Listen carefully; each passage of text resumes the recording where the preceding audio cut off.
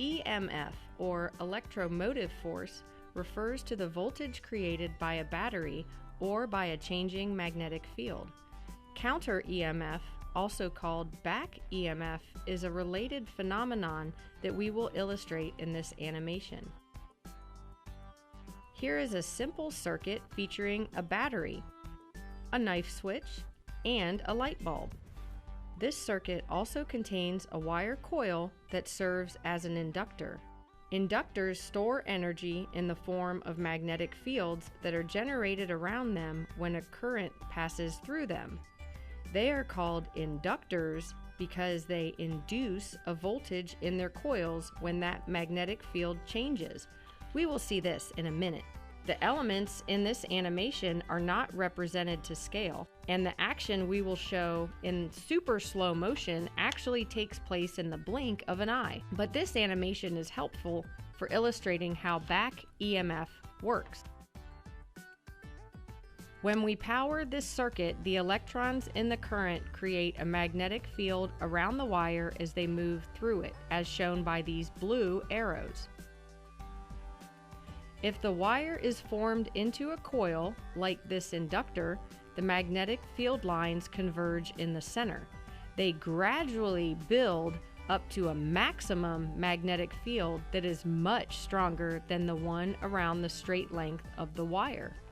Let's watch this again, but this time we'll pay closer attention to what's happening in the wire conductor. In this parallel circuit, the current can travel either through the inductor or through the light bulb. When the current reaches this junction, it splits and flows to both the inductor and to the light bulb. At first, the current flows much more strongly towards the light bulb. This happens because as the magnetic field in the inductor grows, it induces its own voltage through Faraday's law. This is called electromagnetic induction. So the inductor here is creating a back EMF represented by this yellow arrow. Back EMF always opposes the change that created it. So in this instance, the back EMF is opposing the change created by turning on the circuit. It opposes the current.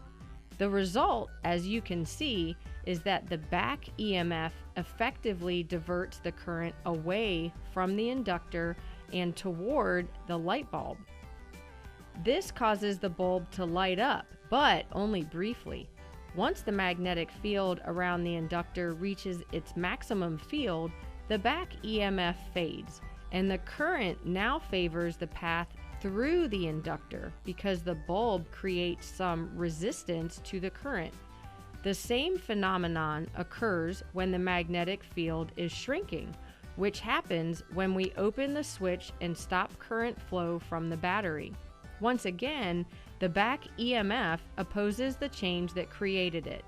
In this case, the change is the cessation of current. So, opposing this change, the back EMF wants to maintain the current, which flows once again to the bulb, causing it to flash before it fades away altogether.